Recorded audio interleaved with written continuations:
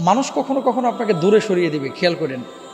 কখনো কখনো আপনার সাথে সম্পর্ক ছিন্ন করবে, এবং কাছের মানুষ যখন সম্পর্ক ছিন্ন করে অনেকে মনে করে যে হয়তোবা আমি শেষ, আর উঠে দাঁড়াতে পারবো না, আর উঠে দাঁড়াতে পারবো না। আর বিপদে আপনার থেকে মানুষ সরবে, এটাই তো স্বাভাবিক নিয়ম। সূর্যটা মাথার উপর থেকে যখন চলে যায়, ছায়াটা কিন্তু সাথে নিয়ে চলে যায়।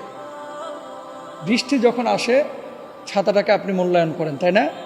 বৃষ্টি যখন চলে যায়, ছাতাটার প্রয়োজন শেষ, এটাকে আপনি বেলকুনিতে ফেলায় রেখে দেন, ধুল আর আস্তরে মোটা হয়ে যায়। এই দুনিয়ার জিন্দেগিতে প্রত্যেকটা মানুষ আপনাকে ভালোবাসে, প্রত্যেকটা মানুষ। কিছু মানুষ আছে ভালোবাসে আল্লাহর জন্য, এটা নিঃস্বার্থ। যেমন আমরা বিদেশে যাই, অনেক প্রবাসী ভালোবাসে, নিঃস্বার্থ। আর কিছু মানুষ আছে আপনাকে ভালোবাসে স্বার্থের জন্য।